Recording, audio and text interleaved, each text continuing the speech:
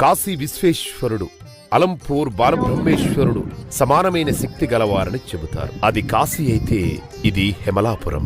కాశీలో గంగా నది ఉత్తర వాహినిగా ఉంటే ఇక్కడ తుంగభద్ర నది ఉత్తర వాహినిగా కనిపిస్తుంది. కాశీలో శక్తిపీఠం విశాలాక్షిదేవి అయితే అలంపూర్లో జోగులాంబ అమ్మవారు 5వ శక్తిపీఠంగా వెలిశారు.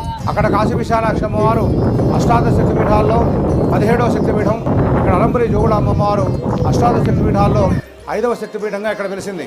అదేవిధంగా స్నానఘట్టాలు కూడా మనకు కాశీ క్షేత్రంలో వలె ఇక్కడ కూడా మనకు 64 స్నానఘట్టాలు ఉన్నాయి. పాపనాశనేశ్వరం, సంగమేశ్వరం, క్షేత్రపాలకుడు పరివార దేవతలతో పాటు ఉన్నాడు. అక్కడ దక్షిణగా మన వారణాసి క్షేత్రంలో ప్రత్యేకంగా కాలభైరవ స్వామికి ఆలయం ఉంది. కానీ ఇక్కడ మనకి పరివార దేవతల్లో కాలభైరవ స్వామి కూడా ఉన్నాడు ఇక్కడ క్షేత్ర ప్రమాణంగా. కాబట్టి ఈ క్షేత్రం దక్షిణ కాశీ క్షేత్రం అనడంలో ఎటువంటి సందేహం లేదు.